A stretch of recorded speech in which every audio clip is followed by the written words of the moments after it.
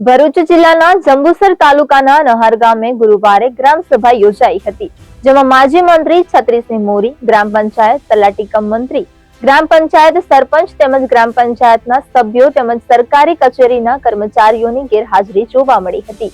ગ્રામસભામાં કાવી police station દ્વારા બંદોબસ્ત આપવામાં આવ્યો હતો તેમજ મોટી સંખ્યામાં ગ્રામજનો જોડાયા હતા। ગ્રામસભામાં ગ્રામજનો દ્વારા ગામના નાના મોટા પ્રશ્નોની રજૂઆત કરાઈ હતી। ગ્રામ પંચાયત દ્વારા પ્રશ્નોને ધ્યાનમાં અનુરોધ કરવામાં આવ્યો હતો। તારીખ 2 ઓક્ટોબર 2025 ને ગુરુવારના રોજ ગાંધી જયંતિ નિમિત્તે સમગ્ર ગુજરાતમાં ગામસભાનું આયોજન કરવામાં આવેલ છે। તો નહર ગામ પંચાયત દ્વારા પ્રાથમિક શાળાના પતાંગણમાં ગામસભાનું આયોજન રાખેલ છે, જેમાં ગામ પંચાયતનું તળાવ ઘણા વર્ષોથી મત્સ્ય ઉદ્યોગમાં આપવાથી પાણી ભરી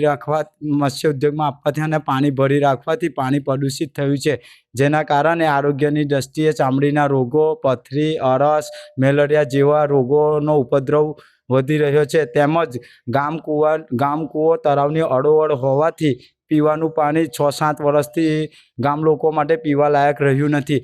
ઉપરાંત તળાવ મત્સ્ય ઉદ્યોગમાં આપવાથી વરસાદી પાણીનું રોકાણ મત્સ્ય ઉદ્યોગમાં આપવાથી આડબાંધી રોકાણ થવાથી 150 એકર જેટલી જમીન પાણીમાં ગરકાવ થવાને લીધે ખેતી પાકને નુકસાન થાય છે।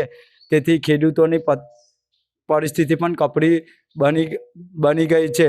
ઉપરાંત ગામ પંચાયતમાં મત્સ્ય ઉદ્યોગ માટે તળાવ આપવાથી ગામતળનું પાણી ઊંચું આવવાથી ખાર કૂવાની સમસ્યા સર્જાય છે। ઉપરાંત નવા ખાર કૂવા ખોદી શકાતા નથી, તેથી લોકોને શૌચક્રિયા જવા માટે ખુલ્લી જગ્યામાં જવું પડે છે।